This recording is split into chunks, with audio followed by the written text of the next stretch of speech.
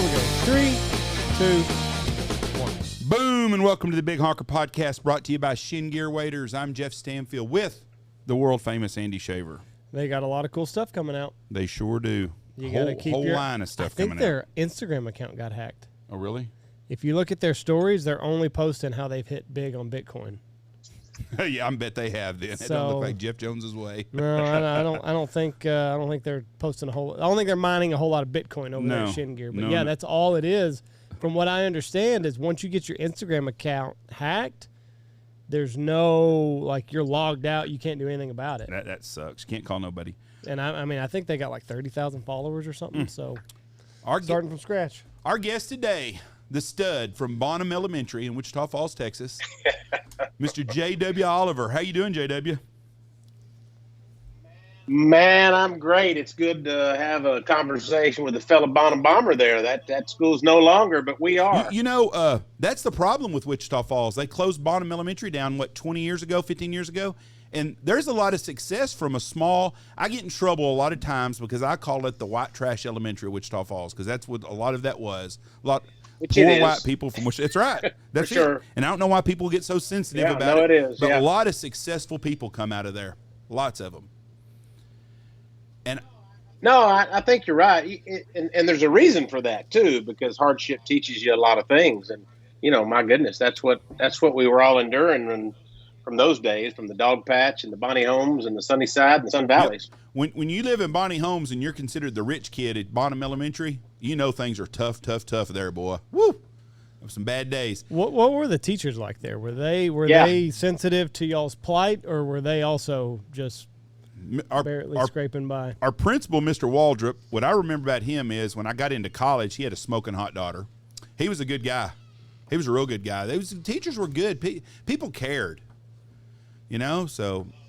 No, they were good. They were good teachers too, Jeff, because, you even think about Mr. Waldrop. I kept up with him actually on Facebook for years and years, and he still remembered when I came there in the kindergarten, I kicked him in the shins with my boots. And so he still used to say, I remember your first day of school. But, that's a rough bunch of kids. And when I say rough, I just mean there wasn't a lot of control.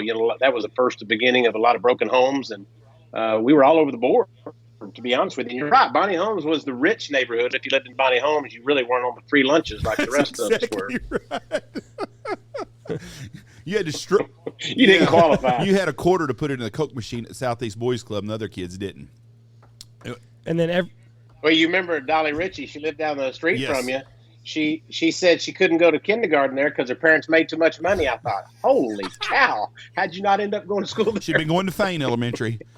So, that's right. JW also and me have another link, is we are both Washington Redskin fans.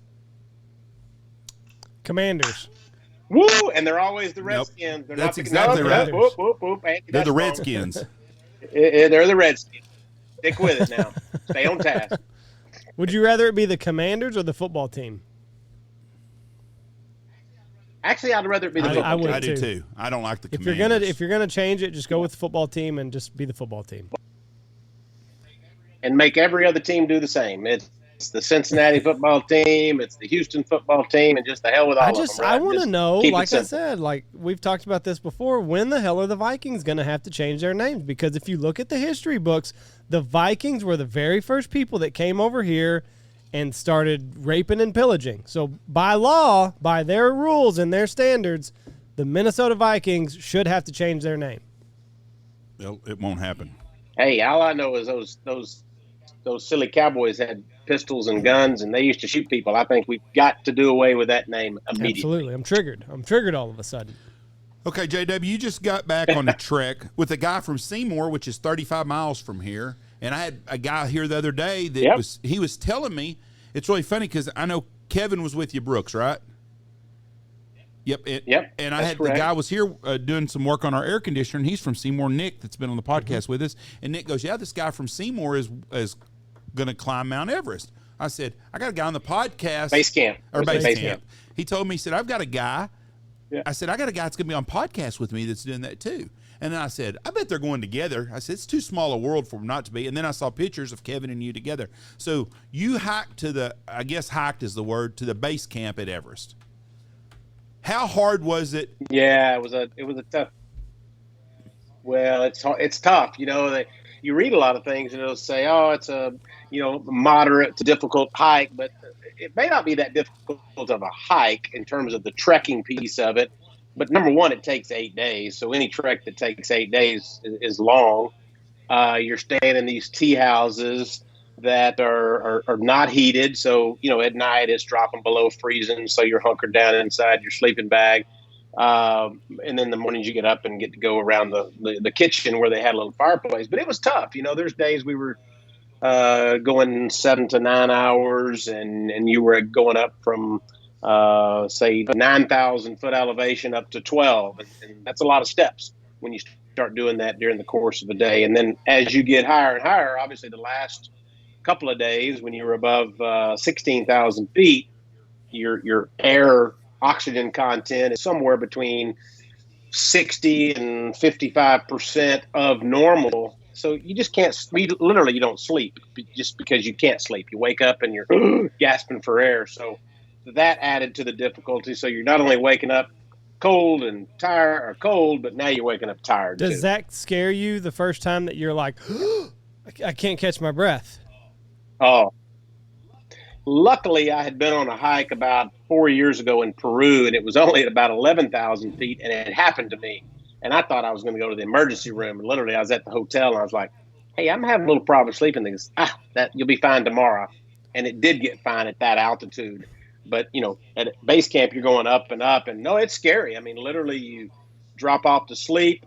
You probably don't go to sleep. You might close your eyes for a couple of seconds, and next thing you know, you're gasping for air and wakes you up. So that adds to the complexity of that trip by far, which blows my mind that people can actually go to the top of Everest as well, because that's another, 12,000 feet higher than we were. I had a hunter not long ago.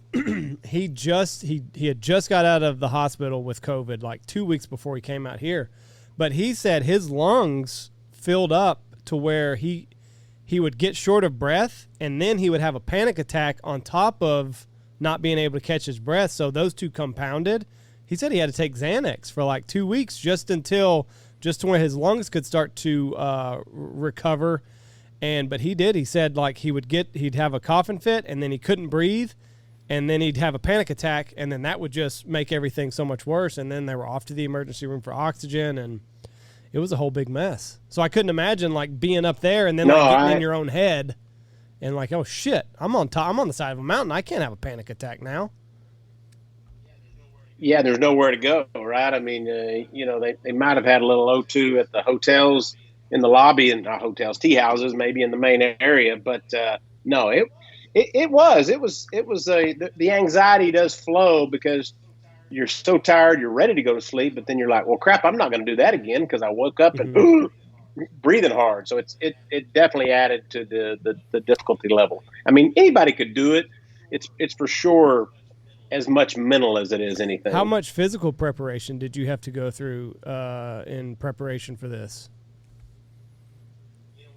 We did a lot. I was at the end. I was literally, if you've ever been on the Stairmaster from hell, I was, usually about 10 or 15 minutes gets me. I was doing 2 hours at a time on that. Not leaning on it and holding up, but literally staying consistent for 2 hours. And then I was doing, a lot of weight workout for core workout and legs and doing some CrossFit. But you definitely don't want to go up there just thinking you're going to hike to the top and not be worried about your physical condition, because it's definitely important. If you would have decided to go to the summit, how many more days would have that taken? That's about a 6-week ordeal from start to finish. And they were just getting to base camp when we got there. So it's kind of hard to imagine, but they're getting to base camp, and that's kind of like their warm up. So they're acclimating at that 17,200 or 2,000, 17,200 to 17,500. They're acclimating right there, and then they're going to start the trek where they're going to camp 1, 2, 3, all the way up to the top. But yeah, it's a 6 to 7 week ordeal. So you got to have a lot of money, or you better have a lot of vacation days. That's crazy. It amazes me when I'm flying on a jet and you look out and you're flying at 30 or 32,000 feet to think that is the top of Everest.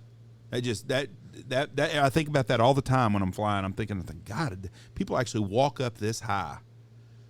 And I think when we got to where we were at 17,000, I started thinking, it's still another 2 miles up, not sideways, not vertical, but straight up, it's 2 more miles.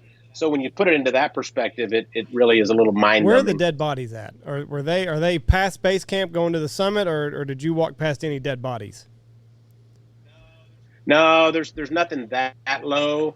But there are still an estimated, I believe it's over 200 bodies that are still up on Everest in the snow, and they have some contingencies now where they're trying to get a lot of those off of there because it's obviously a site, but they're frozen in time, right? I mean, it doesn't ever get below freezing, so these bodies are fully intact and still together. So they're there, but because they freeze to the mountain, don't they? Yes. Once they pass on, they part of the landscape. I read a book and it talked about there's one of them's got green pants on or something. Yeah, or green shoes maybe. Or something, and it's an actual resting point for people wherever green pants is or whatever the hell it is. It's a mile marker. Yeah, I mean, it's like if you yeah, there's green pants. I think it's yellow jacket. There's a guy with a yellow jacket that's part of his jacket shows. There's one I think just right past Hillary Step. So yeah, they've become kind of icons and they know who they are too. So that's the interesting part.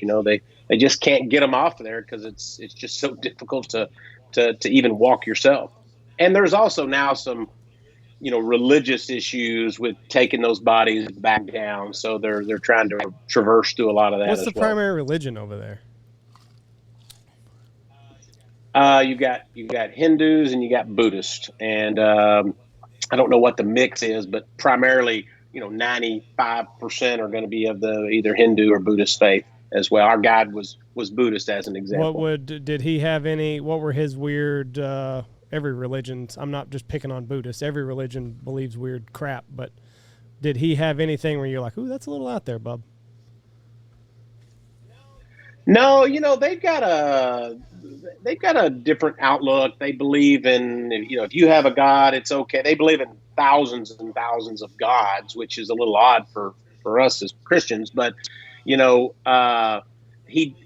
believe that everybody's inherently good and that they're trying to get to this nirvana, and we keep failing, and so we come back to Earth again as something recreated again, and then we keep trying to get to this nirvana place where I guess we're perfect. So they don't really have any dislikes for the other religions, which is kind of cool. As a Christian, they were very open, and our guide was young, 31 years old. So Sabine was real interested to know more about Christianity and what we believe. So it was quite opening. It was actually an opportunity to witness to him about what we believe in. I can only imagine you'd be like telling him about Jesus, and like, yeah, we killed him, and he came back 3 days later, and that guy was like, "What are you talking about? That's a bridge too far, bud. That's a bridge too far." Yeah. So. Yeah, coming up on Easter, that's a tough one for them, right? They don't for sure. So where did you start your trek out of? Do you go to Kathmandu? Is that one of the places that you go to? Yeah, you go to Kathmandu, and it's not very high elevation. So we flew Dallas to Doha, which is about a 15-hour flight going, 16-hour flight coming back. And then you fly about 4 hours on to Kathmandu from there. And Kathmandu's at about 4,300 feet. We were there just a couple of days, did a little sightseeing, and then we took a helicopter from you can take the plane, but the planes are very inconsistent because of the weather, so they always say do a helicopter. So we took a helicopter, which is 45 minutes from Kathmandu to Lukla, which Lukla is the cool airport that's about 1,250 feet long, so it's very, very short runway. The runway goes uphill when you land, and so we land there. You're at about 9,000 feet. The first day is kind of nice. You actually trek down more than you trek up. You end up at about 8,500, and then the trekking down is over at that point. Now you're starting to trek up. But you start at Kathmandu, go to Lukla, and then you stayed about 7 nights in various tea houses as you went up. And we saw some cool things. Saw some the second highest monastery in a place called Tingboche, which was at about 13,000 feet or 12,500. And Namche Bazaar, which is really an old trading route, and there's it's quite a large city at 11,000 feet. So we really got to see a lot of interesting things along the way that made it a lot of fun. And of course, you're surrounded by mountains like Amadablan and Lobuche. These mountains are literally 22,000 feet tall.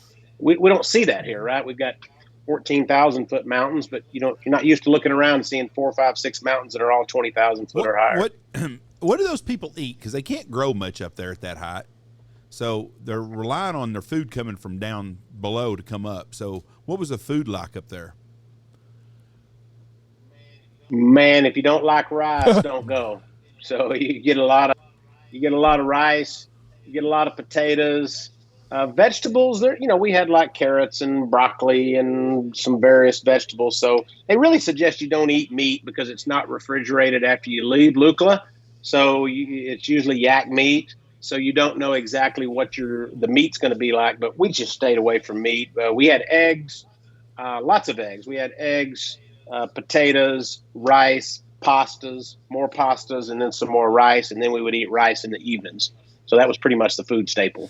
No, I'm not a fan of rice.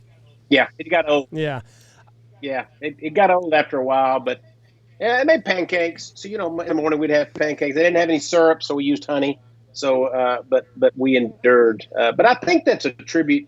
I know y'all both are going to be big fans of USA, right? And I think one thing that people that live here don't understand is, I heard it said one time, every day in the U.S. we get a choice of what we're going to eat, and a lot of countries are figuring out if they're going to eat. So in places like that, I've been to Haiti and a lot of various third world countries, and rice and beans is what you get every day, and you don't really look at it as food whether you like it or dislike it. It's just food. I need this to carry on my life. That's right. It's not how it tastes at that point. You're exactly right. It's just, am I eating today and I'm good. 15 hours on a plane, that's not easy. That's got to take a toll on your body even before you start your trek up. Yeah, that you need a little bit of break from that. Our office for my company is in Zimbabwe, so I go that same route. I go from Dallas to Doha and then Doha down to Zimbabwe. I do that about 4 times a year, so I'm used to that route. But it's about 14 and a half hours going, and it's a little over 16 hours coming back. And yeah, that's a long time to try to keep yourself occupied. And you've probably watched every movie, and you've ate all the food you can eat, and got up and stretched as many times. But it's tough. Yeah, that's a tough piece of the trip itself. It's 2 days going and it's 2 days back, so you have to add that onto the trip I bet time. That 2 days back is just torture, because like you've done this incredible feat, and I know, like, when I'm on vacation, I just cannot wait to be home. I cannot wait. Yeah, you want your own bed, no pillow. Yeah, no, I don't want to spend 16 hours on a plane on top of all this. Okay, JW, the question people are going to ask, how does a kid from Bonham Elementary end up having a business in Zimbabwe and end up on Everest? Well, man, that's one of those stories. I'm actually I need to finish compiling in a book because it is odd. But Jeff, I tell you what, it's being born where I was at and where you were at was a blessing for sure. I mean, came from a broken home. Mom raised us. My granddad helped raise us. My aunt and uncle, they lived down the street. They're on Glasgow. They helped raise us. But because of all those hardships, we didn't know we were poor, right? I mean, we had a bicycle, and we went to the flea market and got new tires when we needed them, and we just figured it out, right?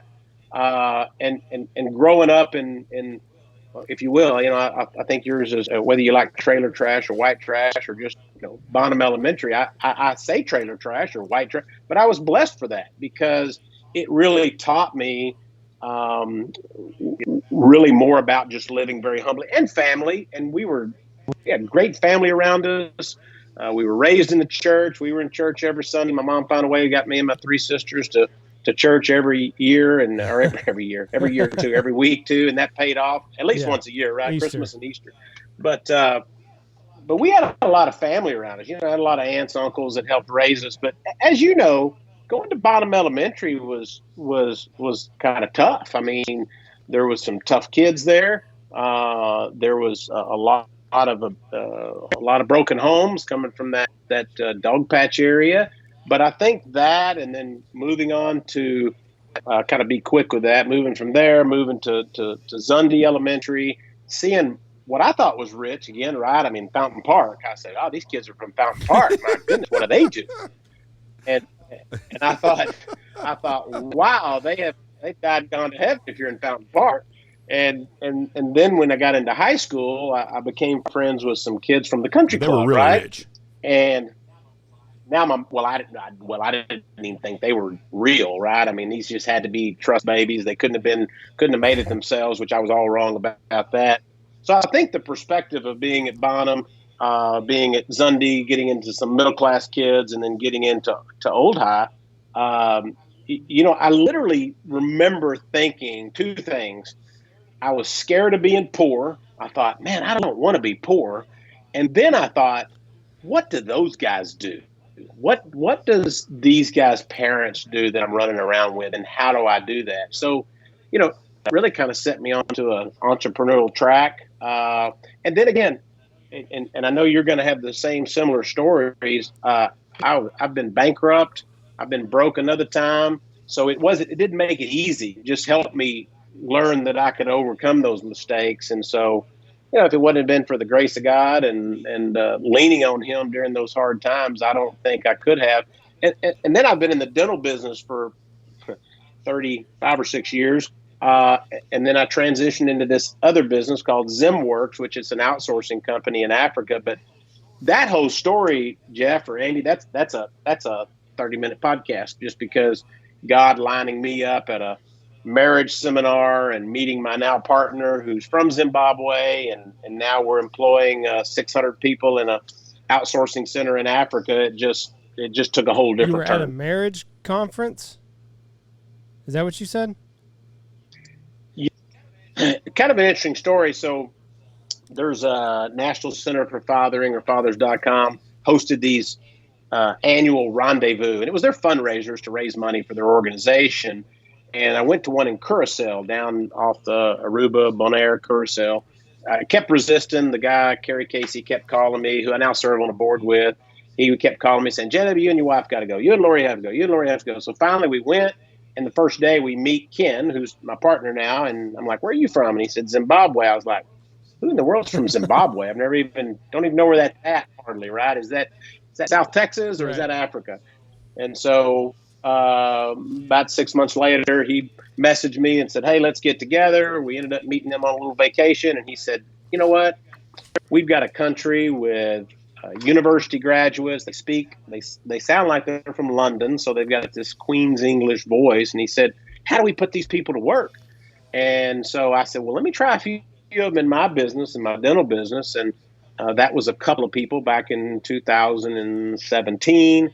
And now my business has about 14 people over there in logistics and accounting and various pieces.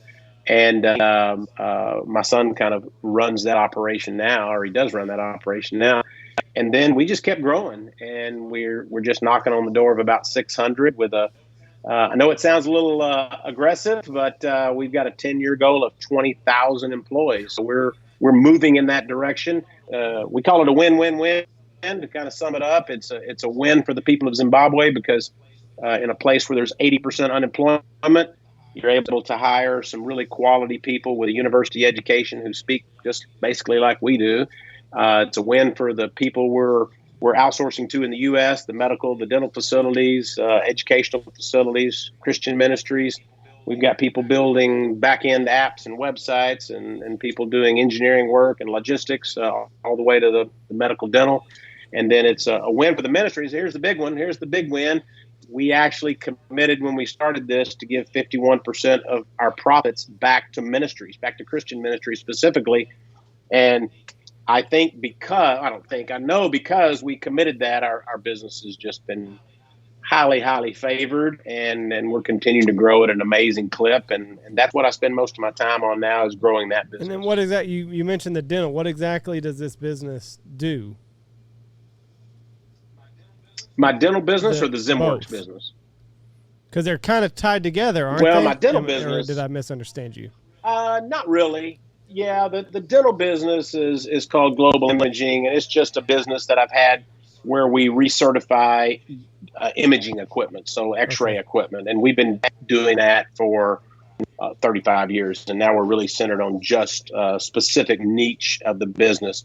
But we have about 20 employees, 14 of them work through our company in Zimbabwe as outsourced people, so they provide technical support. But the primary role of our company is, let's say Big Honker Lodge needed an accountant, and you said, well, I'd love to have a full-time accountant, but I can't afford $60,000 a year for an accounting person.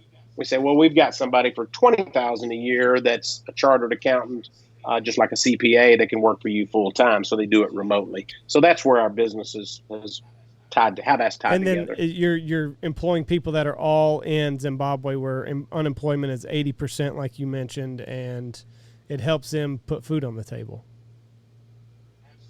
Absolutely, yeah. You know, when one of our team members, as we call them, has a job, they're typically not only providing support for their family, but typically for their immediate family, maybe a husband or spouse and kids, and then also maybe a grandparent, maybe a parent, maybe a sibling. So we say it's as many as about 6 to 8 people that job will provide financial support for. How much money do you need in Zimbabwe to live like a king?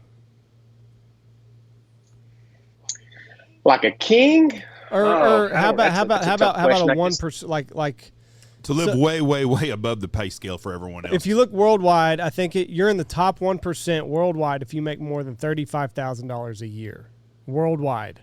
In the U.S., I think you're in the top 1% if you make more than $450,000, I believe. So, like a U.S. 1%er to live, how much would you need in Zimbabwe? That's probably around that $2,000 a month. You know, this is probably $2,500 maybe would be, you could live well, you could have a nice house, a nice car, send your kids to private school, those kind of things. Now, the minimum wage, we don't start there. There's a lot of people that make as little as $150 or $200 a month, maybe working as a security guard or maybe working as a gardener. So it's not unusual to see people in the very low end making that $150 to $200, but they do find a way to support their families. It's just amazing. What are the houses like over there? Are they dirt floors?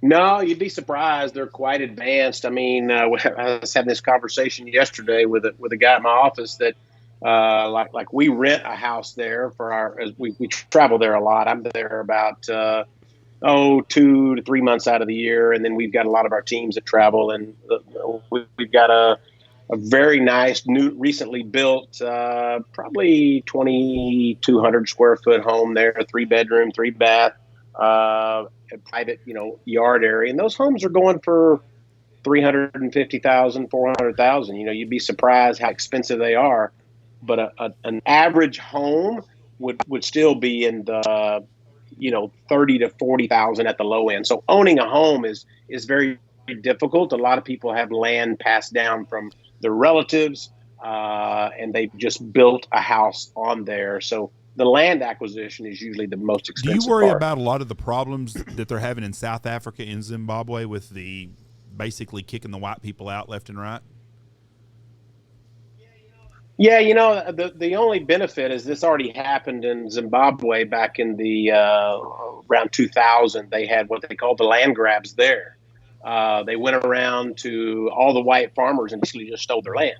And all it was an attempt by the president at that time, who's now since dead, that they were just trying to appear better in those eyes, kind of like we do with all of our government services, right? We just give money away and that gets you votes. Well, they were just stealing land from people and saying, hey, here, you're a farmer. But what happened is Zimbabwe went in a short span of about 30 years to being the breadbasket of Africa. And I literally mean that. More gold, diamonds, mining, selenium, all kinds of precious metals, as well as they were a major exporter of maize, wheat across Africa.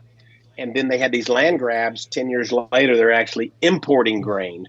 So it was a very bad mistake. And South Africa, unfortunately, is a little reminiscent of what's already happened there. So I think Zim went down and is now going back up, and they're starting to really get a lot more solid than they were. And they had the highest inflation ever recorded in the world in 2008.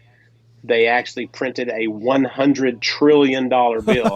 I've got one behind me here somewhere. They were printing money so fast that they couldn't even keep up with the numbers. They were just adding zeros and printing them. And then they just said, whoa, okay, we don't have a Zim dollar anymore. Let's go to the US dollar. And now they're kind of a quasi electronic money exchange versus that. But yeah, to answer your question, yeah, there's always political unrest, but where there's no risk, there's no reward, right? To do this in a lot of stable countries would be impossible.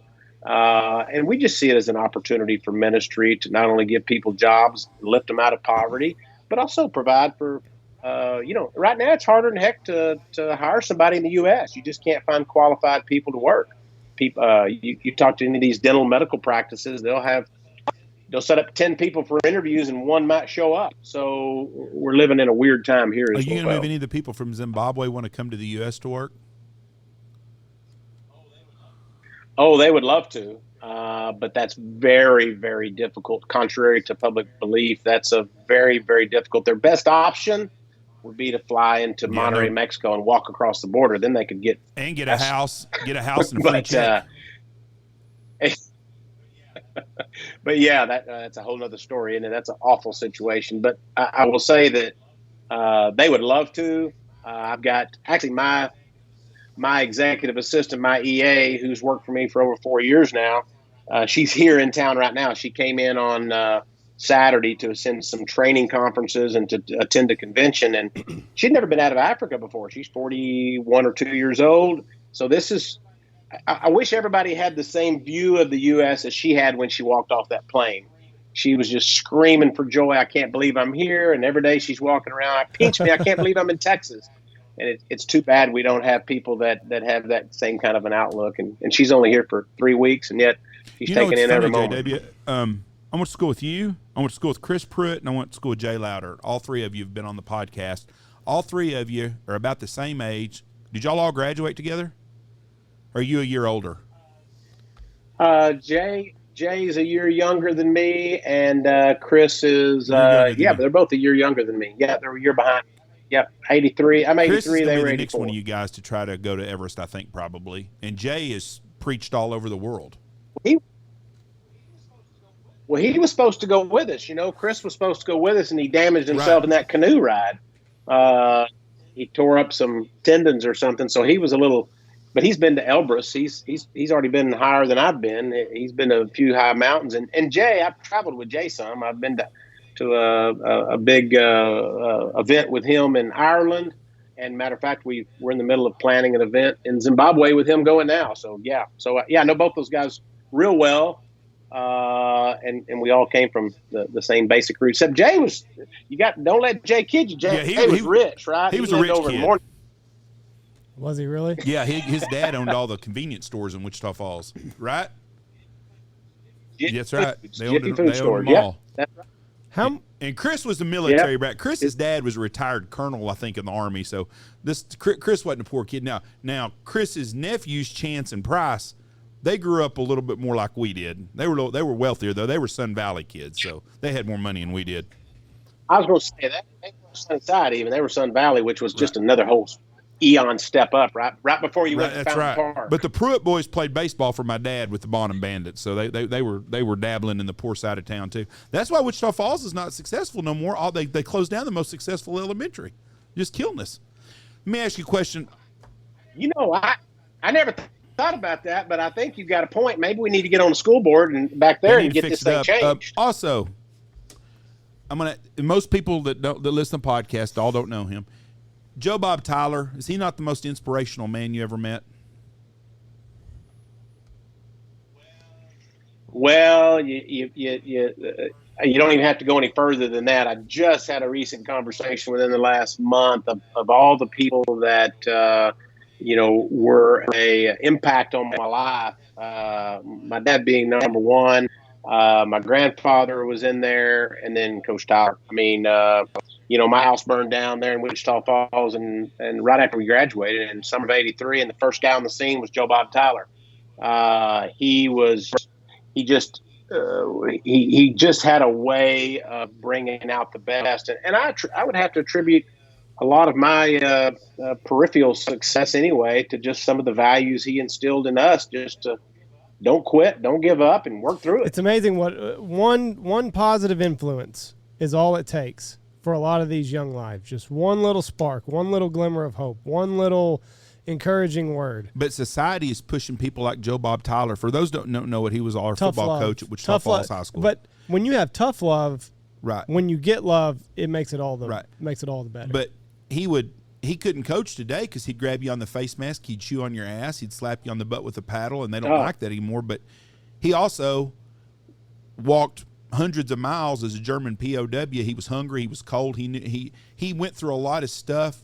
And we've pushed guys like that away because we don't want them, telling their stories the way they should. And Joe Bob Tyler was a great man. And I've never met anybody that didn't know him that wasn't impacted by him somewhere in life. Oh, yeah. Actually, I think it was last summer, I actually stopped by his wife's house and visited with her. She still lives not too far from my mom. And I went by and saw Miss Tyler. And I'm always make a point to let her know how much Joe Bob impacted me, along with hundreds or maybe even thousands of other people. But you're right, Jeff. He was a major impact, and we need more coaches like him around. It's really not about wins and losses. It's about the impact that they make on these kids. You mentioned Bonham. Do you remember? Yes. You remember Miss Van Horn? Yeah, she was my she there third or fourth grade teacher. Yeah, she was my second grade teacher. She ended up moving to Petrolia, where she is now. I believe she's still either a guidance counselor out there. And it's funny, she commented. She not only taught me, she taught both my nephews. One of them went with me to Everest. And it was teachers like that had an impact because they were tough. They were Miss Williams, Miss Van Horn, Coach Tyler, Eddie Waldrop. All those people made impacts on your life because they showed you, as Andy said, they showed you a lot of tough love. I had another Bonham kid that used to live in Knox City, and he's very successful. Terry Hunt. I know Terry. Yeah, of course. I grew up with Terry. He's the same age as me. Was living in Knox City. His son graduated school here. His sister was married to Coach Steele, our football. His sister was married. His wife is Coach Steele's sister. Anyways, he's very successful. Lives in I think they're in Fayetteville or somewhere up there. He's a big wig with Tyson now, food. But he's a great guy. But another Bonham Elementary guy. But he was in Knox City for a little while too. Man, we should make a list. And again, I don't think it has to be monetarily successful. I think it's just people who have been successful, whether it's in their marriages or whether it's in their Christian faith or monetarily or just keeping a family together.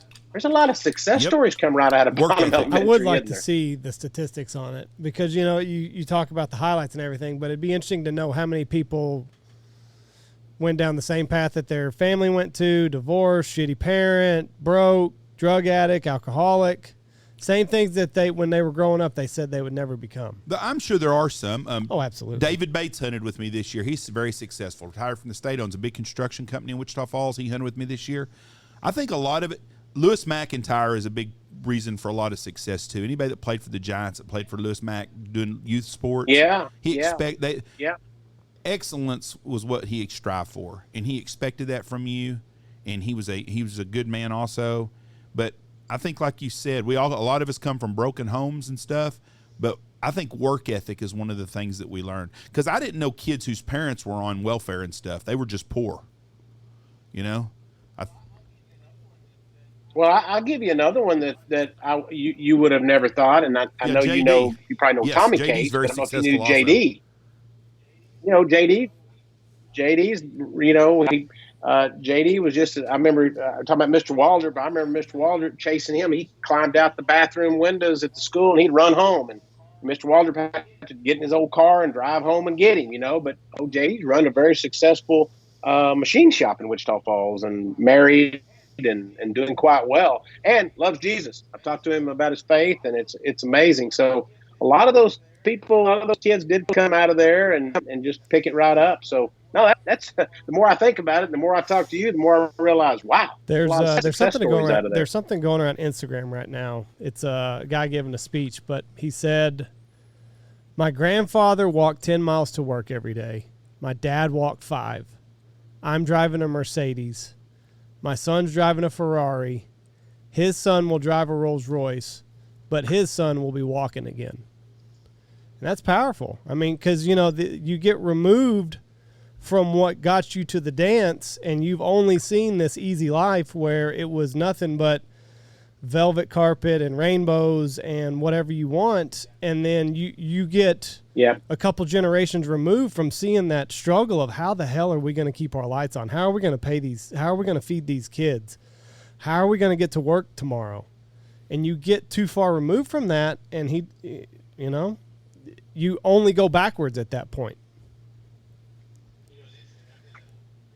It's interesting. I did a podcast with the granddaughter of the gentleman that started Hobby Lobby, and we were talking about the succession and how her grandfather, now their sons are running the Hobby Lobby business, and we talked about statistics, and 70% of the next generation of an entrepreneur, of a business owner, 70% of that next generation. Mm-hmm. The business fails, goes out of business. Yeah. And then the third generation, it increases to about 94%. So, for a business to be successful and last through a couple of generations is highly unlikely. And I'm sure it's lost because of that work. They say the third generation is the one that squanders it all. So my grandkids are going to screw this up. Reese and Jameson will be the ones that just. But I don't know about that because, we've started this podcast and they've seen the hard work that it's taken to get this off to where it is. So, things are better now. I mean, obviously, you look around and it's not near what it could be, but they've seen me struggle and they've seen me set goals for myself and try to accomplish them. So, maybe they won't squander it away. You never know. I hope not.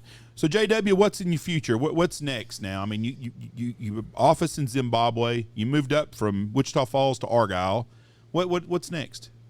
You travel all the time, first of all. I get shit all the time out here at Knox City because me and Michelle go all the time. Well, we're just taking little pinkily vacations. I look up and you're at the Four Seasons in Sri Lanka or some stuff. So what's next? Yeah, I think as you get the kids out of the house, my kids are 27 and 25, and so we're able to move more.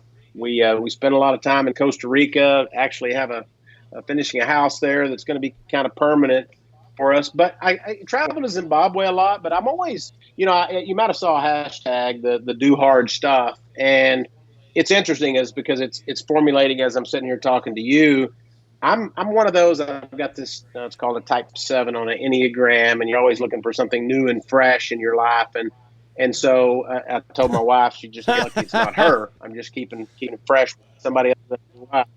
But no, I figured out that I like to have something that I'm challenging. When I ran my first half marathon when I was 47. I did a Ironman when I was 49 or something, and did a few more after that. And then we started doing some climbs to Peru and Everest Base Camp. But our next is a trek across Costa Rica. It's called Coast to Coast, and it's 280 kilometers or 180 miles, and you hike from one ocean to the other, and it takes about 11 days. And so, those kind of things kind of keep me spirited. Because I really and truly believe that when you do hard stuff, it just makes you a lot stronger. And, as I was saying, formulating, talking to you, doing that hard stuff is going to Bonham Elementary. It was growing up around a bunch of ragtag kids and and your bike chain falling off as a kid, and your mom couldn't buy you a new bike chain, and she said, I don't know, figure out how to take a link out and make it shorter. Okay, well, I'll give me some screwdrivers and a pliers, and I'll figure it out, right?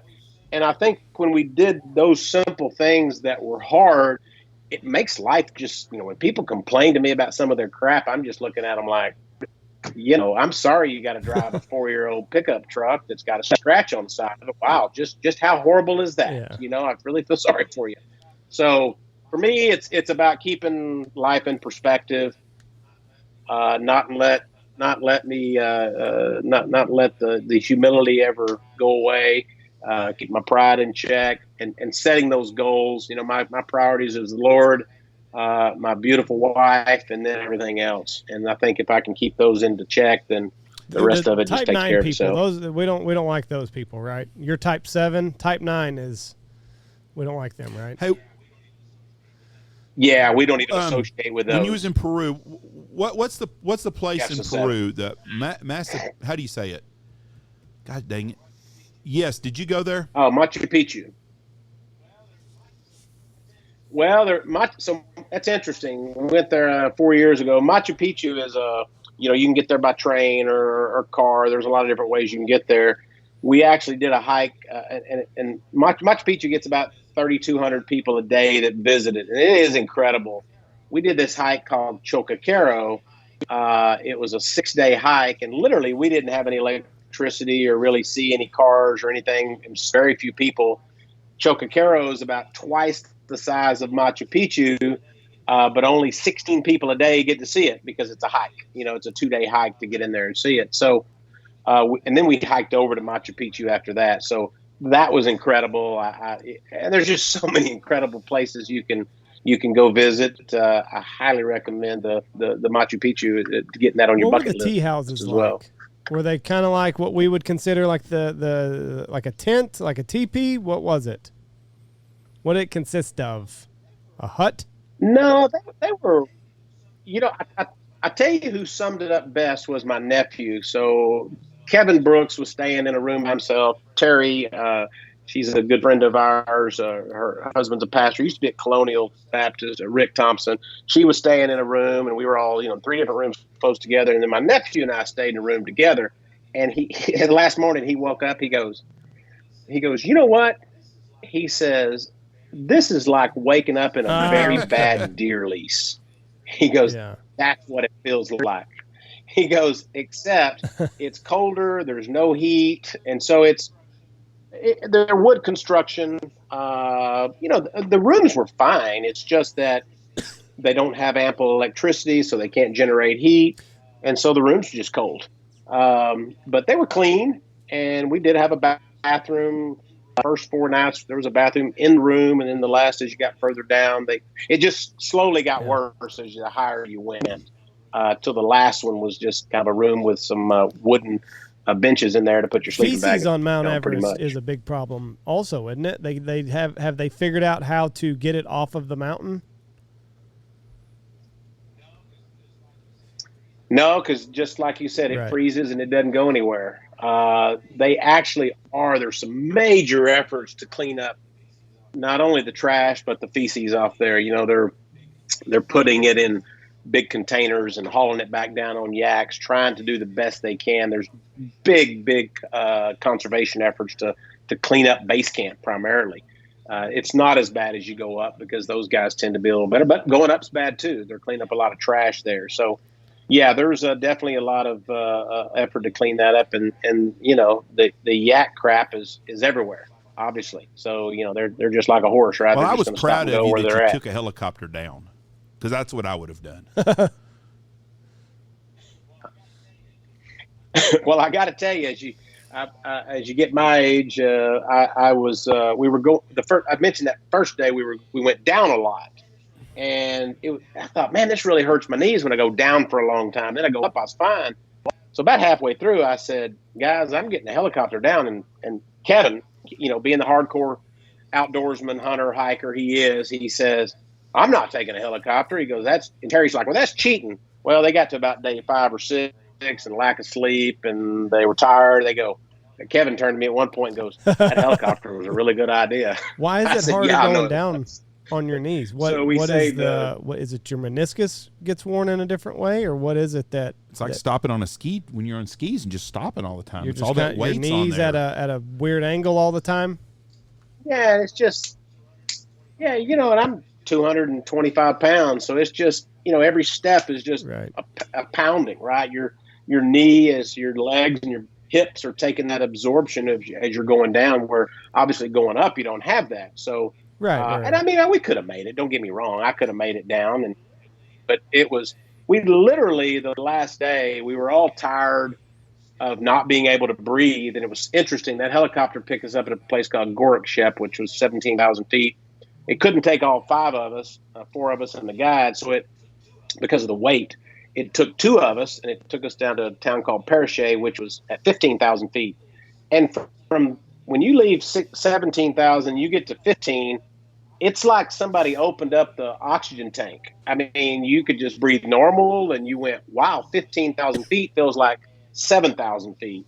And of course, then when we got down to 9,000, it was just fantastic. So, yeah, I think we were all kind of tired of that piece. And if people say, well, you cheated, I cheated. I was just wondering what it was about going down that hurt so much more about going up. And I guess it's because when you go up, you can kind of extend your knee all the way as you take that step up. Whereas when you're going down, you're kind of always in this weird, kind of like Jeff said, you're always kind of crouched down whenever you're going down the mountain. Yeah. Yeah, step ups using your hamstrings and your quads, and you're lifting.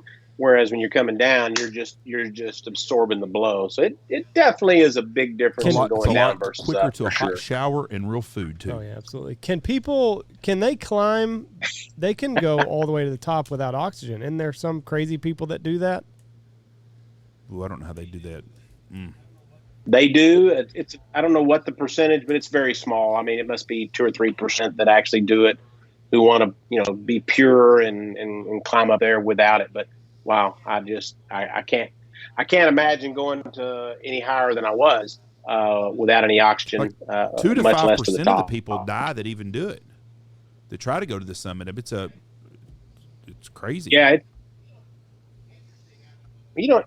Interesting. Out of all the people that just hike to Everest Base Camp, only about 60% actually make it that start. And then, of course, the numbers that fail going from base camp to the top, I'm not exactly sure, but it's not incredibly high. I think it's 30 or 40% make that. And then there's, like you say, yeah, it used to be one out of every 5 died, but they've really changed that in the last probably 20 years, where putting in the ropes and the ladders, and there's more oxygen tanks. And look, hey, before I stop, I have to say the porters and the Sherpas. So, we carried I carried like a 60-liter pack on my back, and it just had my, water, snacks, rain gear, change of socks, and a few things on my back. And these porters were carrying your duffel, and my duffel weighed probably 45 pounds, maybe a little more. And those guys were trekking those things up the hill, and they were tiny. And so they were about the size of Daryl Harper. Yeah, so there you go. Just Daryl, if you listen to this, just strap on about 90 pounds, 2 of those packs. And put out the cigarettes. So yeah, it was. Yes, but this says only about 10% of those who try to climb it without supplemental oxygen make it, but I can't find an actual number. That's got to be hell on earth trying to walk up there. I mean, we got out of how tall is Pikes Peak? 14,000 feet. Yeah. We went to the summit of right it at one time, 14, and we got out, and it felt like I was on hell. There's no trees, there's nothing. The wind was blowing 100 miles an hour. It was cold, it was miserable, and I thought, man, how could you live like this? I can't imagine going up to 20,000 feet, much less to 30,000. Gosh. Did you change your diet at all? This fella that attempted to do he tried to go to the summit without oxygen. He switched to like a ketogenic diet. More fats, no carbs, and he says that might have helped him. Did you do any of that? No, we definitely started eating a lot cleaner. I was taking in a lot less. I actually, you actually had to be careful because for us, my nephew actually he lost about 30 pounds getting ready for this trip, and he actually was on the keto diet. But as he read, they started saying, "Look, you're going to be eating nothing but carbs, so you need to transition your diet a little bit before you go." So he actually got off the keto a couple of weeks and started having more carbs because he didn't want to just go cold turkey from keto to carbs. But yeah, because you could imagine that would be just a blow up, and literally, right? It just swell up and blow up. But no, I didn't really change up much of anything. We did. Yeah, there's a substance called UCAN. It's actually called a superstarch, and I've taken it to run events and Ironman and things. And I was taking it every day. I think it helped. It's kind of a sustained release starch, non-sugar, and stuff like that really helped me quite a bit. But yeah, preparation is the key, and I'm sure I can't even fathom. I can't even relate to them going to 29,000 feet. I wouldn't even know where to think about one that step kind at a of time. That's all attempt. it is. Just one step at a time. Absolutely. Well, what was funny is the last couple of days, I was walking along and I thought, I'm moving like I'm on the moon. And interestingly enough, it looks like the moon. You get up above 14, 15,000. It's just rocks. Right? They're just brown rocks at that point. And you're walking along, but you're moving pretty slow because you just don't have a lot of oxygen. So, and again, I was only at 17,000 feet. I can't imagine going higher than that. So, kudos to those guys. I appreciate you being on here. You've been an excellent guest. You live quite the life. Very proud for you. Well, you live in your dream, bud, and that's what it's all about. Well, I'm proud of you guys. You guys have taken it to the next level. I know you got Andy and them involved in it as well, and you've done. Sometimes I'm like, how did those kids end up in Knox City? How in the world did you go from there to there? So your story is amazing, and I never had put that together, but you got something. I think maybe we need to come up with a little logo and a little brand, the Bonham success stories. There are a bunch of them. Because I think there's a bunch of them. Reunion one day. We can go down to. Absolutely. We'll go down I'll be glad to put it together. Well, we could start at the Southeast Boys Club and spend a little time there. And Opportunity Workshop, we could help with some brooms. I think it's still there. And then we can head on out. Well, we appreciate you being on here. God bless you. Best of luck. And I'll keep up with you on your next adventures, and we'll have you on here again with us.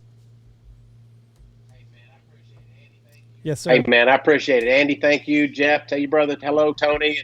What a great honor to be here, and thanks for having me. Bye-bye. Interesting cat. Yes, sir. The feces. That is a major problem there. Big time problem. I can't imagine trying to walk up that thing. I don't have that desire anyways. There's a show on Netflix. I think it's like 14 Summits. Let me look at it real quick. I would rather be climbing Mount Everest than to be stuck in the middle of the Amazon jungle, though. You're going to have more to eat in the Amazon. I don't care. I don't want nothing to do with snakes and alligators and piranhas and mosquitoes. Ugh. Yeah, the mosquitoes would be tough. They would wear you out. I think it's called 14 Summits. Let me take a 14 Peaks. 14 Peaks, maybe. 14 Peaks. Impossible. Nothing is impossible. This fella, Nepalese mountain climber. Load, please. Load. The 2021 documentary.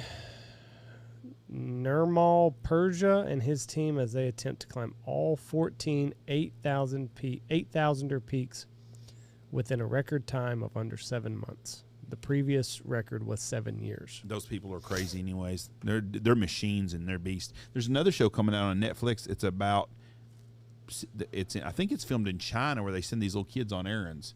It shows all the things that it's just a documentary on what parents send their kids at errands, little kids, 2 to 5 years old doing. Cigarettes? No. Well, that was when I was a kid growing up. Oh. That was Bonham Elementary experience. Go buy your mom some cigarettes. The actual climbing took 6 months and 6 days. So, spoiler.